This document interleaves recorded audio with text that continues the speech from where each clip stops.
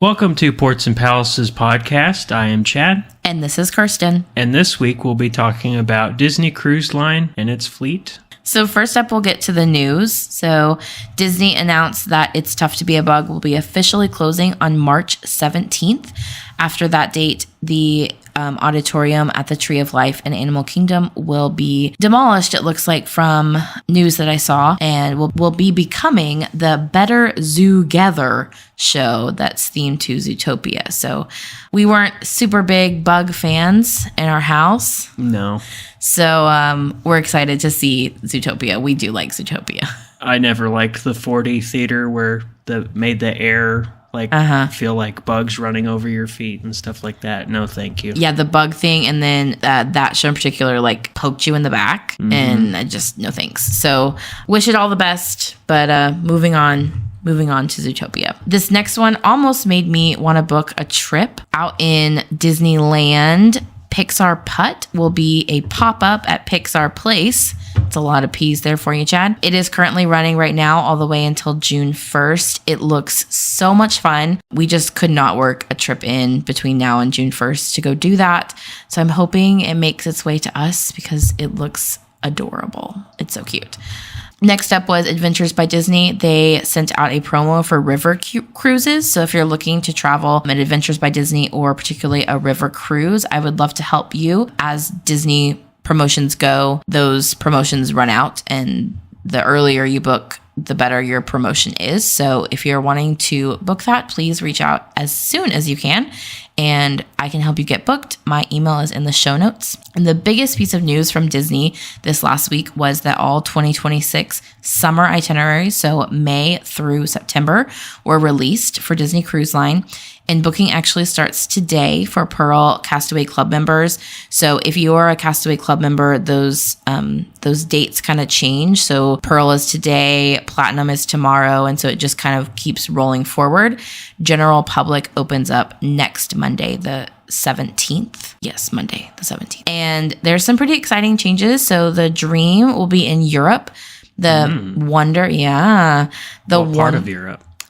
It's Spain and the Norwegian fjords and Italy and Southampton. Pretty exciting stuff. And then the Wonder will be in Alaska again, but its sister ship, the Magic, which we'll go into that all later in the podcast, but the Magic will be joining them in Alaska. So both the sisters will be in Alaska, and that's for the first time ever. So that's exciting. And then the Adventure is still in Singapore. So that's for any of my friends going out there, hop on the Adventure. It looks really fun. And then the Treasure, the Destiny, the Wish, and the Fantasy will all be doing Bahamian cruises and Caribbean cruises out of Florida. So either Port Canaveral or Fort Lauderdale. Their itineraries kind of change based on the time of year, but they're mostly doing Bahamian and Caribbean, and they all stop at least at Castaway Key, or Lookout Key. And then nothing really on the Universal side, but I did see cast member, I think they call them team members at Universal. They had costumes that were released for How to Train Your Dragon Land in Epic Universe, and they looked so cute. So that was the only real piece of news I saw come out of Universal this week. Other than that, you ready to get started, Chad? That's pretty cool, though. That last thing, I like Train a Dragon. Yeah, I know. We're looking forward to going. That and then the Super Nintendo plus the Donkey Kong will be really cool. Dark Universe, I don't know. I feel like I'm kind of a weenie. I don't know if Dark Universe is going to be for me. Your brother and your dad will like that for sure. Yeah, they will have fun there. But today we're going to talk about the Disney Cruise Line fleet and then all of its ships that they currently are running, some that are coming soon, and then some that are coming in the near-ish future. And we're going to start it off with our first class. So currently there are three main classes of ships. There are the Magic class, the Dream class, and the Wish class. Now, each of those classes have sister ships within each of those classes. Is a fourth class coming in 2029. Which we'll discuss at the end of the episode. Correct. So in the Magic class is the Magic and the Wonder. In the second class is the Dream and the Fantasy. And then in the third class is the Wish, the Treasure, and the Destiny. And there's actually one more ship in that class coming in 2027. All the ships are pretty much very similar. They have... All the ships in each class are very similar. So Correct. Each class is going to have just a little bit of a difference, but inside the class, so like for instance, the Dream and the Fantasy, those are very similar to each other. Each of the ships have 3 main dining rooms that you can rotate through. And that is really something that makes Disney stand out in their cruise line. So you have your 3 main dining rooms, and they have really good theming. For instance, like the Wish has Arendelle, which is Frozen, and then Worlds of Marvel. I'm kind of jumping ahead of myself to the Wish part, but then they've got also 1923. And so those are their 3 main dining rooms, and every guest that's on the ship will rotate to each dining room. So the way Disney operates, you don't stay in one dining room, you go to different ones. But what makes it really nice is that your serving team rotates with you. So they get to know you, and even though you're getting to experience different menus, different restaurant environments, that serving team is with you. I know for us, our serving team, every time we've had one, has been fantastic. Oh, yeah. Yeah. Every time. And especially we have a little one, and they learn what she wants and have it at the table almost every single time. She always wanted milk and apple juice this last cruise. I don't know why. She always wanted both. And by like the second night, she always had milk and apple juice at the table when we got there. And so they just really take care of you, but you still get to enjoy different dining rooms. I think that makes them stand apart a lot. As far as attractions go, there are 3 Broadway shows on each ship. On our last trip on the Fantasy, we saw Aladdin, we saw Frozen, and then we saw a 3rd show called Believe. Believe, yeah. Each cruise has like what I call a variety show. So they kind of pull in just a whole lot of characters and try to teach you some kind of lesson. And the show on the Fantasy is the Believe. Each ship has their own buffet breakfast options and lunch buffet options up on the pool deck. Typically, there are food stations, whether it's comfort food, could be burgers or Pizza. Corn dogs, pizza, all kinds of stuff. There's also room service that's free. Just a little side tip. Even though room service is free, there are some items that are not, mainly like alcohol, specialty wine, things like that. But even though it's free, it's nice to tip the people that deliver your food. So just a side tip there. Up on the pool deck, there are a couple of free food offerings. I mean, the food is included in your stay for the most part. In particular, there are free soft-served ice cream stations. There are drink fountains at multiple locations on the pool deck. Yep. Another tip there. So the soft serve ice cream, they rotate the flavors. So make sure not just to be like once and you're done. I mean, it's free ice cream. You should go 1,700 times on your cruise. But they do rotate the flavors, and then they will kind of do like a swirl as well, which is fun. And then on the drinks, we learned very quickly on our cruise that the cups are not the best. So it behooves you to bring a reusable cup, particularly one with a handle. We had brought some that were more like water bottles, and quickly we're like, we need to buy some with handles because we were carrying them around the ship. I will say, if you forget to bring your own cup with a handle, the best thing to do is, because what I noticed was at the drink stations, cups meant for the sodas and stuff like that did not come with lids and didn't have a lid option. So what I did was I got the coffee cups that were there, and those had lids, and I just put a straw in through the coffee cup. It's a thicker cup. More insulated. More insulated, yeah. Exactly. So, and it was nice to carry around with the lid, stuff like that. There are adults only specialty dining for purchase. And we'll get into each of the adult only dining areas at each ship here in a minute. On each ship, there are 2 different kids clubs. Technically, there is, under age 3, they go to... It's a Small World Nursery. It's a Small World Nursery. Correct. Above 3 years old, there is an actual kids club they have. Each ship is a little bit different from what I've seen, but the Fantasy that we were on had Star Wars, they had Toy Story, Monsters, Inc., I think. They had like Avengers, like Marvel, That's right. and then they had Pixie Hollow. That's technically called the Oceaneer Lab and Club, and those are for kids aged 3 to 10. And then you have 2 other clubs for kind of that older tween and teen age called the Edge and the Vibe. They had a really cool character meetup there. We got to meet C-3PO. I think I mentioned that in the previous episode, but Yes. I was very excited if you can't tell. We like Star Wars around here. Speaking of that, for Christmas, Chad got a Millennium Falcon like Lego set from his mom, and each night him and our daughter have been putting one bag they're like all portioned out into bags, and they've been putting like one bag together each night. And it's been pretty cool seeing how it's come together. So it's just over 1,000 pieces, so we're slowly making our way. So hence why I always tell them one bag a night, and then we're done.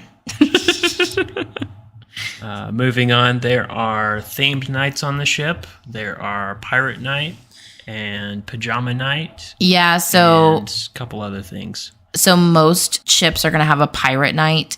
Chad's mentioning the pajama night. So a Christmas night, it still has what's called just an unofficial, like a dress up night. So some people take that as, oh, dress nice. But a lot of people took that as a Christmas pajama night. And then on Alaskan cruises and those Norwegian fjord cruises, they do Frozen night instead of pirate night, which is kind of fun.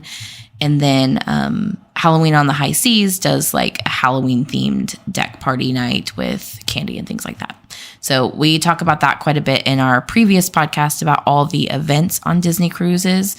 So go check that out. So there's also the sail away party. So that is your first day of the cruise when the cruise ship is sailing away from the port. And so they do a little deck party to sail away. And then the best part is they have a horn that has a Disney theme. I want to say song. It's not that long, but like a little tune. And so everyone gets really excited when they hear that. And then each ship's going to have some sort of adult only space. So whether that be a lounge or like the Dream and the Fantasy have like an after hours district that we'll get into that has a bunch of adult only spaces. Each cruise will have at least, or cruise ship will have at least one water slide. There might be 2, but they all have at least one. They each have a sports area. Now that sports area has changed a lot from the Magic to now the Treasure. So we'll get into that. They have 2 other adult only places that I wanted to mention just in their own, but they have a spa called the Senses Spa and then the Rainforest Room. The Rainforest Room, just a tip, is better on some ships than others. So just know that's something to kind of look into. Like you're going to pay a lot of money to use the Rainforest Room. I would spend the money on some ships, but not the others. And then each ship has a cafe called the Cove Cafe, which is kind of, think Starbucks-esque, but it's adults only. They have fancy coffees you can buy, but the pastries are included with your cruise. So even if you go and pay for a coffee, you can get, or don't want to pay for a coffee, you can go into the shop and get a pastry for free and just spend time there. So that is kind of the overview of the ships in general and what they all have. And now we're really going to get into each class and each ship and what makes them different. So we're going to start with the oldest ship, kind of tell you what it has, and then we're going to go through each ship after that and what either changed in that ship or was added to make it different. So we're not going to go through every single thing on every single ship, just kind of those changes or things that make that particular ship different than the others. So first up was the Magic. Magic is the Magic class is the oldest ships and also the smallest ships. Now, I'm going to go ahead and say that even though they're the oldest and the smallest, they have been renovated the most recent. So if you're thinking about it in terms of renovations, they're actually one of the newer ships because they've been completely cleaned up and renovated. So they both have a buffet, and that buffet is called Cabanas. And then they have a family lounge that's called the D Lounge. So then obviously if it's the Magic class, the Disney Magic was the first ship in that class. They have that ship has 3 dining rooms, and it's Rapunzel's royal table, Lumiere's, which is themed to Beauty and the Beast, and then Animator's palette, which is kind of themed to like animation and art. They do a show with Crush from Finding Nemo, and then if you're on 7-night or longer cruises, they do where you can actually draw your own person and they like put it on the screens, which is really cool. The 3 Broadway shows on the Disney Magic is Tangled the Musical, Twice Charmed, which is themed after Cinderella and what comes after she, gets her shoe.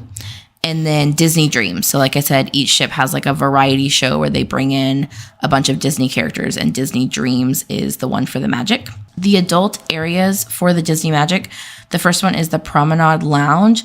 And then like I said, when we were first talking about the ships, they have what's called an after hours district. So it's a few lounges that are put together in the same central location. And during daytime hours, they'll have trivia or fun activities in those lounges. But after hours, so typically think when it gets dark outside, those will turn adults only. And those 3 lounges are Fathoms, Keys, and O'Gill's. A fun little tidbit about O'Gill's is that before COVID, it turned into the Snuggly Duckling on the same night as Rapunzel's Broadway show. They haven't done that since COVID, but that doesn't mean that it won't come back. So just a little tidbit, if you're on the Magic on the night that the Rapunzel Broadway show is, just check and see if O'Gill's has been transformed. This water slide for the pool is called the Aqua Dunk. So this slide truly is terrifying. It's not just a slide that like pushes you out. It literally like dunks you down and then around. So take dunk literally, it just shoots you down. So yikes. Just so you know, on that one, might be the oldest ship, but not the tamest slide. Just recently went through dry dock in 2023 for renovations. The concierge area was updated. It is now currently in Galveston and spending the rest of the year in Florida. Yeah, it'll go to Florida in like April, late March, April. 3-night sailings are not unheard of, but typically they are 4 to 5 night sailings on that ship. Yeah. And then Disney Magic's sister is Disney Wonder. And the 3 main dining rooms for the Disney Wonder are Tiana's Place, so themed after Tiana. Triton's, so think Little Mermaid area kind of. And Triton's is themed, or at least looks very similar to Lumiere's. That's on the Magic, so just very similar. And then you've got the Animator's palette, which is the exact same type of format as the Magic. They do have adult areas. Oh, I forgot, on the Magic and the Wonder, the adult dining area is called Palo. You can go there for brunch on select days and dinner for most nights of your cruise. The adult areas, lounge type areas on the Wonder, are the French Quarter Lounge, so kind of pairing up with Tiana's Place. And then your after hours district is Azure, Cadillac Lounge, Crown and Fin Pub. And then just like the Magic, these areas are typically family friendly during the day and then will kind of turn into adults only after hours. The 3 shows on the Wonder are the Frozen, Golden Mickeys, and Disney Dreams. So kind of different on the Wonder is that they actually have 2 variety type shows. So Golden Mickey's and Disney Dreams are both variety type shows. And then you have Frozen. And Frozen, that works really well because they pair that usually with their Frozen night when they're in Alaska. So I wonder what they'll do to tie it into the Magic now that the Magic's going to be in Alaska. Is the Frozen show on almost every ship? No. So we're going to kind of go through these, but each ship will have kind of a repeat. So Frozen, just a little spoiler for coming up, Frozen originally was on the Wonder and then repeats itself on the Fantasy. So every ship has at least one kind of repeat, which I think is sometimes nice because if you've already seen it once and you're like, I saw it, then that kind of frees up that night that show is, that you can go do something else on the ship. Or if you missed it, like I didn't get to see Frozen because I was incredibly seasick on the day that Frozen was on our last cruise. So I'm looking forward to seeing it again when we either go back on the Fantasy or hit the Wonder. The slide on the Wonder is the Twist and Spout. It looks kind of tame, especially when you think about the Aqua Dunk on the Magic. It's just kind of like a yellow twisty tunnel type, but it's open in some areas. So it looks cool, but it's not as crazy as the Magic. The Wonder is currently in Australia, but then it will soon be heading to Alaska for the summer. And it pretty much follows that it goes somewhere during the winter season and then goes back to Alaska for the summer. And then, like I said earlier, Pirate Night is actually Frozen themed in Alaska. They don't really do a Pirate Night. They do a Frozen Night. Man, that voyage, that big triangle voyage in the Pacific Ocean has to be brutal. You know, it is surprising how many people want to do repositioning cruises because they're long and they get a bunch of sea days. And so they're like, oh, I get to enjoy the ship. The repositioning long cruises like that are usually the first to sell out, which is really interesting. That's crazy. And now moving on to the Dream class. What they have in addition to the older ships is specialty suite shops. In addition to that, they also have an adult sun deck area in addition to the Quiet Cove pool area. Those are very nice. Mm-hmm. They've expanded and improved the sports deck area. Palo Adult Dining, Remy, was added as a new restaurant as well. Mm-hmm. That's very exciting. Remy is one of our favorite rides at Disney World. Also a new adult lounge between the two adult restaurants. Added a second water slide, the Aqueduct, as we kind of discussed before, and the smaller tub slide. Smaller tube slide. Tube slide. Whoops. So in addition to the one slide, they added a second one. So now in almost every ship from the Dream up, you're going to have two slides. So like a more themed type slide, which would be the Aqueduct, and then a smaller, more kid-friendly tube slide. In addition, they kind of reconfigured. I guess they did some surveys and looked at the foot traffic on the ship and reassessed how they would better cohesively place each of their food kiosks on deck. They also have the addition of Flo's Cafe, and it is Cars themed, if you didn't know who Flo is. Mm-hmm. So on the Magic and the Wonder, the pool deck areas where you can get like lunch and then if you want to call it dinner, they usually close at like 5, 6, 4 o'clock, depending on where they're at. But on the Magic and the Wonder, those areas are kind of spread out just a little bit, and you have to kind of walk around to get to each one. So in the Dream, they kind of pulled all those together and made it one central area, and they called it Flo's Cafe. So they have pizza, they have kind of the same offerings, but it's just more together, and then also kind of a cohesive area instead of there's one over here, there's one over there, things like that. Yeah, their two big things were pizza, corn dogs, and burgers, all kinds of stuff. All American comfort food and stuff. A little bit of Italian. Easy food. Good old pool deck food. So, like Chad said, the Dream class, so Disney Dream was the first ship in that class. The dining rooms for that ship are Animator's Palette, so that came over from the Magic class. Looks almost exactly the same as the one on the Magic and the Wonder. Then you had the Royal Palace, so themed, to the princesses. It was very elegant in there. And then you have the Enchanted Garden. So that one is very cool. When you go in, it's kind of dark, or as dark as I guess a restaurant can be when you're eating in there. But then as the night goes on, the flowers light up. And so then by the time you leave, it's actually beautiful day and everything's bloomed. I think they did a really good job of enhancing the adult only areas, particularly the districts or the after hours areas.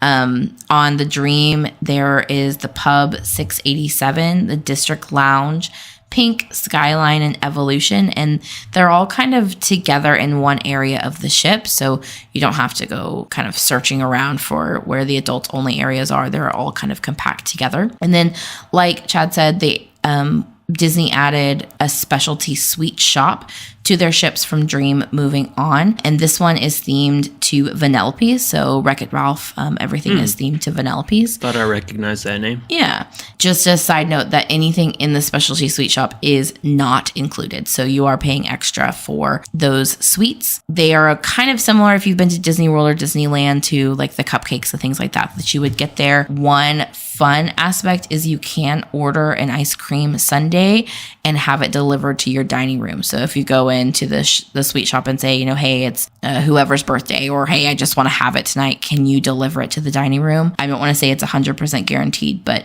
it's usually pretty good odds that they're going to deliver it to you in your dining room. And the 3 Broadway shows for the Dream are Beauty and the Beast, Golden Mickey's, which is the same as the Wonder, and then Believe. So they are kind of similar to the Wonder in that they have 2 variety shows. So they have a bunch of Disney characters, and then they have Beauty and the Beast, which is themed theatrically to Beauty and the Beast.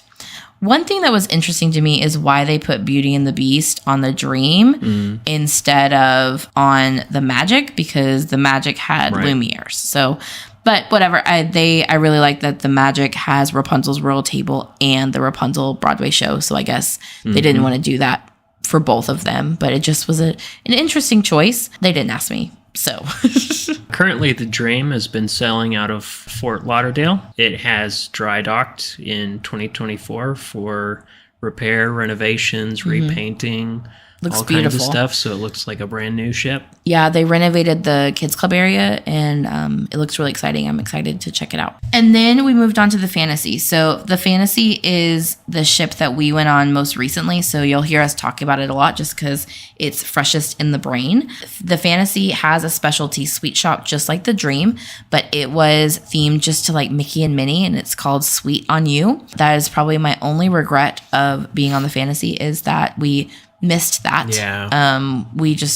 We went on a cruise that went on both the private islands, and so we were barely on the ship, and so we didn't get to that shop. But next time. There are 3 major dining rooms on the Fantasy. One is the Animator's Palette. Very interactive. Crush, the turtle, will come through across the screens and talk to the guests. If you're sitting right next to the screen, I have to say. if you're sitting right next to the screen or close to the screen. They might choose you to talk to you and stuff like that. The Royal Court, which is the same as on the Dream, but by a different name. Yeah, so Royal Palace and Royal Court are the exact same thing.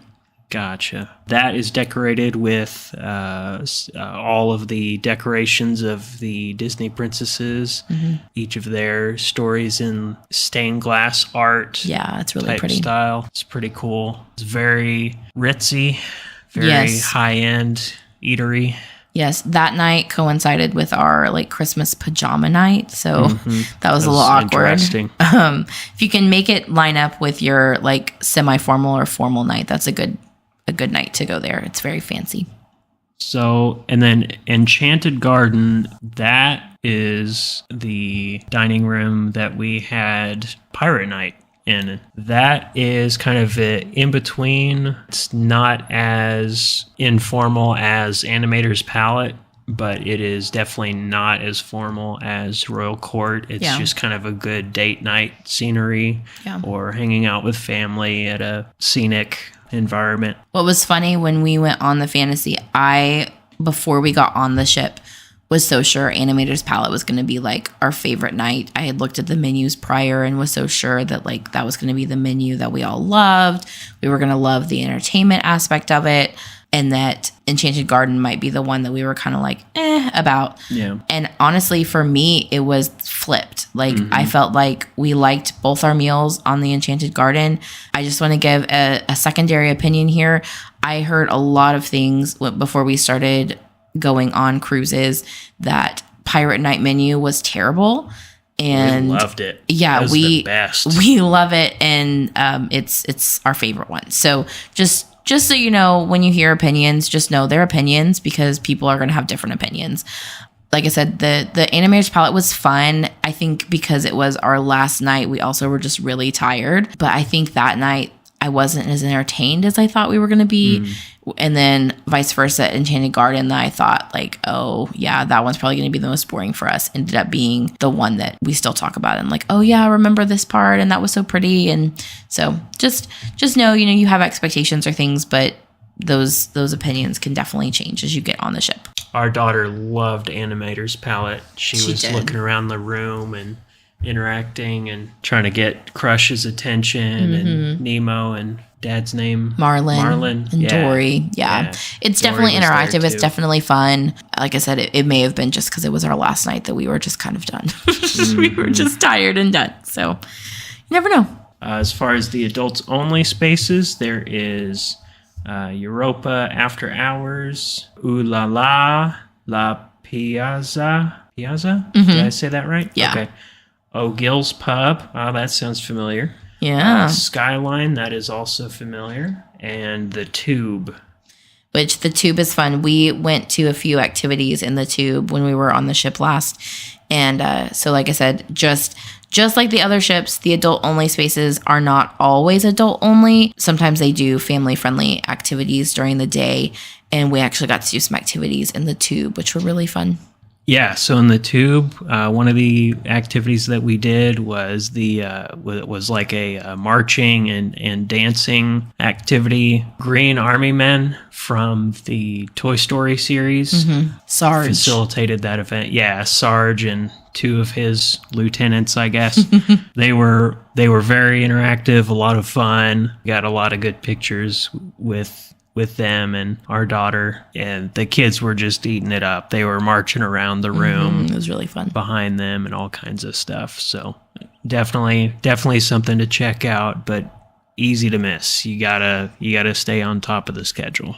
Yeah, that, and then like I said, the adult only areas are meant to be adult only at night, and so they're not going to put them smack dab in the middle of the ship. So you really do have to kind of get there, walk through, especially the way the Dream and the Fantasy are designed with their little district. It's a little hidden back there. So you really have to be trying to get there get there. Like, that was one thing we noticed. But the Fantasy, their after hours district is themed. It's themed to Europe. So that's really cool. That's something that the Fantasy has that the Dream didn't do. 3 shows on the Fantasy. I think I discussed these, but are Aladdin, which of the 3, honestly, I thought was the best. Then there's the Frozen show, same as the Wonder.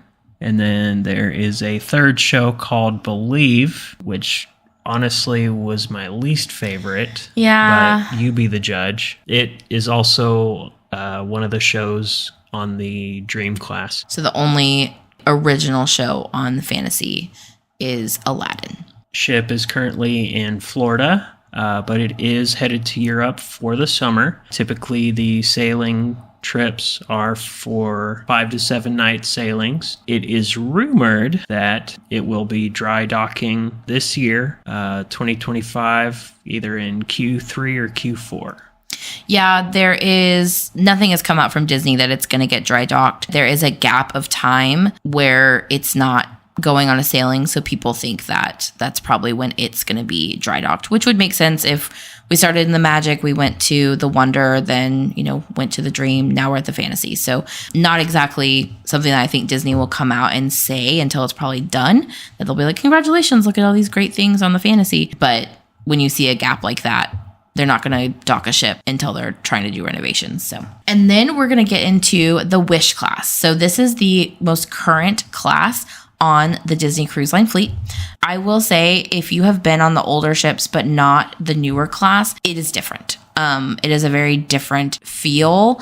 Even just looking at pictures, you can tell, like, you can kind of be like, oh, that's an older ship, just the way it looks on the inside, versus the newer ships. They just have a whole different feel to them. So, like I said, big changes came with the Wish class. So bear with me. I'm going to tell you all the things that changed. Cabanas, which was the buffet option on the older ships, then became Marceline Market. So if you hear people talk about Marceline Market and you've been on an older ship, that is Cabanas. Just know that they just changed the name. Marceline, who is that? So it pays homage to Walt's childhood. Okay. So I wish I had more information for you, Chad. I just know that part. Yeah, I know. Sorry, giving you all the hard questions tonight. As someone that specializes in Disney, I should probably know that answer, and it's kind of sad. But I can look it up and tell you next time. I just know it has something to do with his background, his home. Ice Cream, which is the self-serve ice cream stations, became Sweet Minis Ice Cream, which was kind of sad because I loved ice cream. They had Mike Wazowski with the big I and put ice cream instead of ice cream, but whatever. The other downside to that is it's not self-serve. No, it's not. Someone serves it for you. People thought when the Wish came out in 2022, that was just a COVID enhancement. It's still going on. So I'm not sure why they changed that. They did kind of enhance the pools a little bit. So they added more pools to the pool deck and kind of added more decks for the pool deck. And I feel like they did a good job of really unifying all the pools. So they're now themed to all or most of your main Disney characters. Think, Clubhouse, those kind of people. So Mickey, Minnie, Donald, Daisy, Chip, and Dale. They all kind of have their own pool, which is pretty cool. They enhanced the pool slide, so it was just a slide, which was still fun. Most of the ones on the older ships kind of go around the ship, which is really cool. But Disney made the slide to be more like an attraction. And they now call it the Aqua Mouse, and it has like themed screens and it has a story. And so that's exciting. And then on the older ships, there was a splash pad called Nemo's Reef, which was really fun, themed to Finding Nemo. It had all kinds of Nemo characters, and that's where kids that weren't potty trained up until age 6 could go and be in, their swim diapers and go to the splash pad. But they themed that, Disney did, on the Wish class to Toy Story Splash Zone. And the tunnel pool, which is close to it, which was just the tunnel pool that was yellow, now has a Toy Story theme to it as well, called it's themed to Rex. It's not the Triceratops Rex, the Trislidatosaurus, maybe. The Triceratops? Well, no. It's the Rex. I think it's called Trislidatosaurus Rex. So, and then huge change, the sports deck area actually went indoor, and it's called the Hero Zone. So still an indoor sports area. It's got pool tables and activities and basketball courts. One really cool thing that Disney does is at certain points on sailings, they have the inflatable obstacle courses. And they call it the Incredi Games, and people can, compete and do things, which is really cool. So that's pretty cool. Yeah, so that's an enhancement to the older ships. And then adult dining. So you still have Palo, but they renamed it to Palo Steakhouse. Remy was replaced with Enchante, which is kind of themed essence to Beauty and the Beast. And then the Meridian Bar, which was the bar lounge that kind of was between Palo and Remy on the Dream class, they changed that to the Rose. So kind of sticking to that Beauty and the Beast themed. And then one thing that's really cool, so we said that the nursery has its own dedicated area. The Oceaneer Club, which is that age 3 to 10, had its own area. The Vibe and the Edge have their own areas. And on the Wish class, the 18 to 20-year-olds got their own dedicated area as well, called the Hideaway. So on the older ships, the 1820 Society just kind of meets in certain areas. They'll tell you, hey, we're meeting on the pool deck, or we're meeting in Goofy Sports Deck. In the Wish class, there is an actual place for them called the Hideaway. And then Flo's Cafe was replaced with Mickey's Festival of Foods. So again, still that themed full pool deck area, but just a different name. And then something that was really cool, you're going to hear some people say they hate it, and then other people say they love it, is they added a stage to the Grand Hall area. I personally think it's wonderful because there are shows in the hall, and we found that in the older ships, if you weren't stationed in the right place, you couldn't see anything. So I actually really appreciate that they added a stage for things like that. And then 2 other things that are kind of, just side notes. They went ahead and made 2 smaller movie theaters instead of 1 larger one. This is not the main theater where the Broadway shows are, but smaller theaters where they play movies. I do like this a little bit because I feel like a lot of people aren't going to watch movies on the cruise. It's something that you can definitely do, but it's not usually the most sought after activity. So I do like that they kind of made that space smaller and split it into 2 so they could offer more movie options instead of just one theater playing, a few movies a day. And then the family lounge was renamed to Luna instead of the D Lounge. So those are the biggest changes when we get into the Wish class. Just a little snippet back on the movie theater situations on each ship. For a bunch of those theaters, what they're doing is allowing early showings of either upcoming Disney properties, or they are showing movies in quotation marks for free with your purchase of a cruise trip. Movies that had just come out or movies that are coming out 2 weeks early, stuff like that. Yeah. That's pretty cool. There was one show I noticed that was supposed to come out in like 2 months or something, and they were previewing the first pilot episode and a couple other episodes of the show. Kids, when we were on the Fantasy. Yeah, when we were on the Fantasy just for Christmas break, Moana 2 had just come out, so they were playing that in the theater, which was really nice. And then actually while we were on the cruise, Mufasa had come out in theaters. And so the night that it came out in theaters, or I guess the night before it was supposed to come out in theaters, one of the options that night instead of a Broadway show was to go see Mufasa, which was pretty cool. So always something fun to look forward to. On the Disney Wish, they have specialty sweet shops, namely the Joyful Sweets, which is themed to Inside Out. In case you guys didn't check that, like joy from Inside Out. So everything is Inside Out themed in Joyful Sweets. The three major dining rooms of the Disney Wish are the 1923. And in 1923, if you go on the Wish for the first time, there are two sides to the restaurant. Like there are two distinct restaurants. There's the Walt side and the Roy side. So your navigator app will tell you like 1923 Roy. So you're going, they're two different dining rooms, but just know they share the same menu. You're not getting anything different if you're on the Walt side or the Roy side, other than they have a little bit different like pictures or things like that. But the menu is exactly the same. So don't think like, oh, I got on the Roy side, now the next night I want to get on the Walt side or the next ship. They're the same. The other two dining rooms are the Worlds of Marvel that will have several characters walking around to interact with. And then the third and final dining room of the Wish, Arendelle, which is the world of Frozen. As far as Broadway shows go, Seas the Adventure, that's spelled SEAS, as in seas, like that the sounds ocean. like seas the day. If you can't tell, that one's usually your first night because you're going to seize the adventure. Gotcha. Little Mermaid, and then surprisingly, not the last show, but the last of the three shows is Aladdin, same as the Fantasy.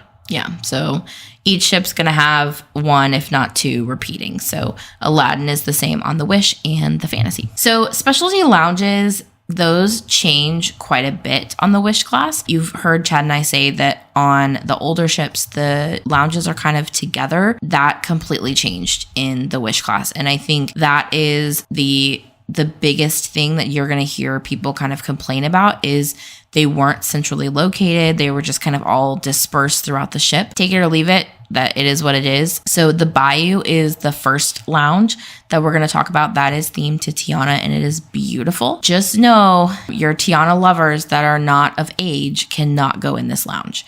So just know on that one. Another themed lounge you're going to hear a lot about on the Wish is Hyperspace Lounge, which is themed to Star Wars. Star Wars. So Chad will be spending a lot of time in there when we go on our cruise in October. Then you've got Nightingales. Nightingales is a true adult-only lounge. Kids are not invited there. They have the cutest little orange bird drink, just if you ever go in there.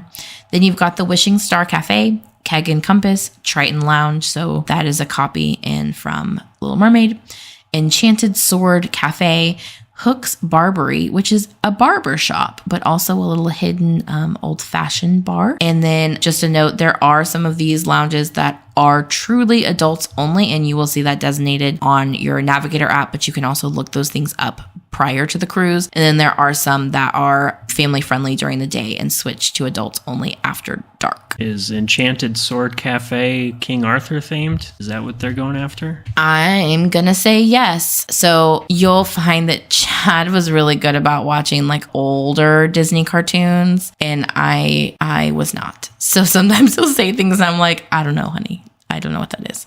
Maybe we need to watch that movie. Maybe. Then we'll know the answer. Currently, the ship is on 3 to 4 night sailings out of Port Canaveral. And now moving on to the Treasure. So the Treasure is the newest ship. It just started running itineraries and cruise itineraries back in December. So it's freshly new. I have clients that are wanting to go on this like crazy because it's the newest thing and everybody wants to get on it. Just a little budget tidbit. The Disney Treasure is the newest ship. So it is the highest cost ship just because everybody wants to get on the Treasure.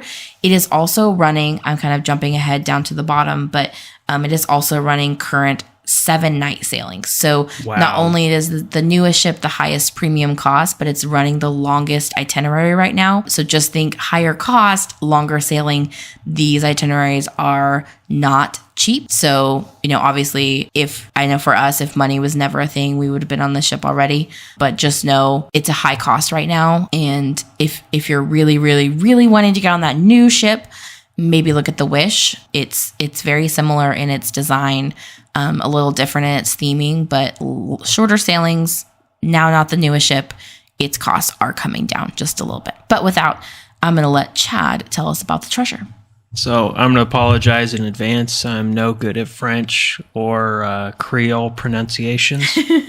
But the specialty sweet shop on the Disney Treasure is the Jumbo. It's Jumbo's Sweets. Jumbo's. So that is themed to Zootopia. Jumbo's Sweets. Got it. After that, the Aqua Mouse has a completely different theme for entertainment style. Can you talk a little bit more on that, Kirsten? Yeah, so the ride itself is pretty much similar to the Wish, but they changed the screen part of it to be a different story. So this one is themed to treasure. You're getting treasure. I kept saying it was themed to Indiana Jones. There's nowhere in there that says it's themed to Indiana Jones, but if you look at the actual title of the Aqua Mouse slide on the Treasure, it looks very Indiana Jones-esque. So I'm going to say it's themed to Indiana Jones. And then the Luna, the Luna was the D Lounge on the older ship. So like the family lounge where they do trivia and things like that. That became the Luna on the Wish. And then they changed the name again on the Treasure to the Sarabi. The 3 major dining rooms on the Disney Treasure. This one's a little bit familiar. 2 of them, actually. Mm-hmm. Worlds of Marvel, Plaza de Coco, and 1923. Yeah. Worlds of Marvel does have a different show, but it is almost identical in its theming and its menu. In addition, the 3 major Broadway shows on this sailing are Seize the Adventure, same as the Wish, Beauty and the Beast, same as the Dream, and Tale of Moana. So that sounds very exciting. We really like Moana. We do. I have heard this is currently like the best Broadway show on the fleet right now. So I'm excited to get to see it. I don't know, kind of hard to beat the genie in he was the Aladdin funny. Show. He was hilarious. The specialty lounges on the specialty lounges on the Disney Treasure include the Rose, Jade Cricket Cafe. Is that Mulan? Yes. Hey Hey Cafe. That's Moana. Skipper Society, which is themed to Jungle Cruise. So like the skippers on Jungle Cruise. Haunted Mansion Parlor. It's definitely a special one. And Periscope Pub. Which this one was interesting when they announced it. It's themed to the 20,000 Leagues Under the Sea, which isn't all that popular. So it was interesting why they chose that. I guess because it's a sea themed and they're on a ship. But that one in particular, I was like, that's an interesting choice. Currently, as stated before, Kirsten was telling everyone the Disney Treasure is doing 7-night sailings out of Port Canaveral. And then you've got the Disney Destiny. So the Disney Destiny starts running actually this year at the end of the year. So we're going to go through what we know about the Disney Destiny so far. The specialty sweet shop, so that extra cost sweet dessert type shop, is called Edna a la Mode, and I thought that was adorable. There's going to be a new theme to the Aqua Mouse. You will find that this ship in particular is kind of themed to heroes and villains. So the Aqua Mouse is more than likely going to have a theming of that in some shape or form. And then you've got the family lounge. So again, was the D Lounge, then the Luna, then the Sarabi. On the Destiny, it will be called the Saga. The 3 main dining rooms on the Disney Destiny will be Worlds of Marvel in 1923. So those restaurants stay consistent across the Wish class. And then the ship or the restaurant that is just for the Disney Destiny ship is going to be the Feast of the Lion King. So that ship that's got that restaurant that has the show aspect on the Wish is Arendelle, the Treasure is Coco, and the Destiny will be the Lion King. We don't have any news yet on their shows, so that is to be announced. I am going to go ahead and say that more than likely Seas the Adventure will be one of them, just because that's been on all the other Wish class ships, but you never know. I could be surprised. And then the specialty lounges, again, they're themed to that heroes and villains type environment. So you've got DeVille's, which is themed to Cruella, and then Cask and Cannon. So you've got your pirates. Cafe Megara, which Chad's going to hate me, but Hercules? Megara? Megara. See, Megara. See, those are, like I said, I did not watch all those movies growing up. Cafe Merida, I know that one. That's Brave. The Sanctum, which is going to be Marvel, so Doctor Strange. And then, like I said, these cruises go out November 2025. They are bookable. So don't think, oh, November 2025, like people are booking these. They start on November 2025, but people are currently booked for these sailings. And right now we're looking that they are going to be 4 and 5 night sailings from Fort Lauderdale. Something that was interesting to me, might not be as interesting to you if you don't think travel all the time, but when Disney Treasure opened and started booking, it was the newest ship, and it purposely, in my opinion, did not go to the newest beach destination, Lookout Key, because, newest ship and newest island beach, they probably just didn't want everyone to flock there. But what's interesting is this ship now that's going to be the newest this year, Disney Destiny, is actually going to both islands. There are some sailings that go to Lookout Key and Castaway Key, which I thought was interesting. So I've got a lot of people that are wanting to book the Destiny, and they're like, I only want to go on the itinerary that goes to both, which I don't blame them. Newest ship, newest islands, check them out at the same time. And then there are some sprinklings of 5-night Western Caribbean sailings. So there is a 4th ship within this class coming in 2027. Have they said any news on what the name is? Nothing yet. They just, like I said in the news part, Disney just opened 2026 for summer. So I wouldn't anticipate they're going to start telling us about this new cruise ship until maybe fall of this year to align with bookings. Not to be sarcastic, but they've bought out a lot of new properties, so I would call it the Disney Empire. They stick to like the same words: adventure, magic, dream, destiny. Hopefully not the Manifest Destiny. The Disney Manifest. The Disney, I don't know. Let's make a poll. What do you think it's going to be? The Disney what? Whoever winner gets extra icing at Gaston's, courtesy of us. Congratulations.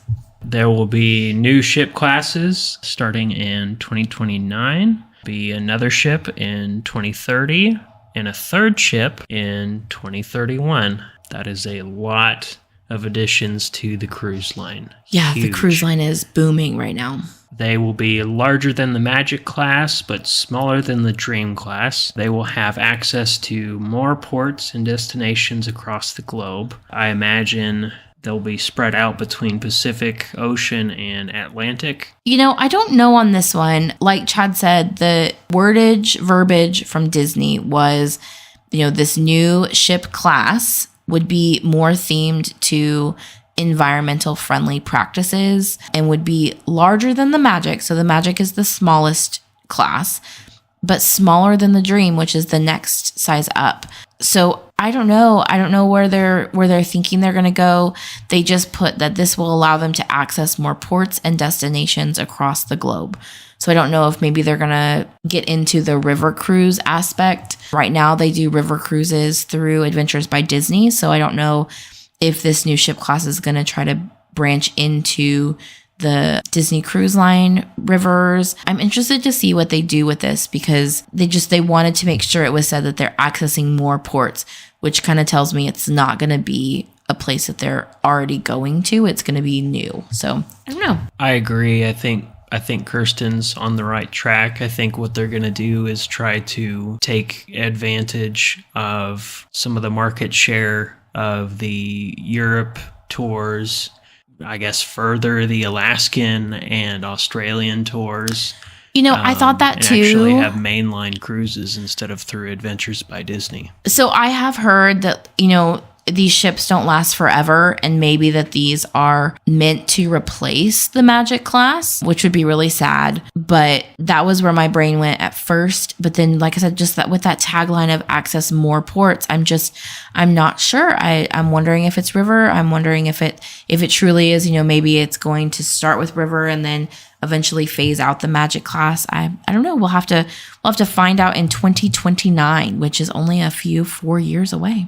And then you've got a ship that is just on its own class right now, and that is the Disney Adventure. It's going to be in Singapore. It is not currently operating yet. This ship kind of needs its own podcast, to be honest with you. Disney did not fully build this ship. They bought it. Yeah, it's a conversion. Yeah, and so if you are digging around and seeing mock-ups that they currently have for the ship, it just looks so different.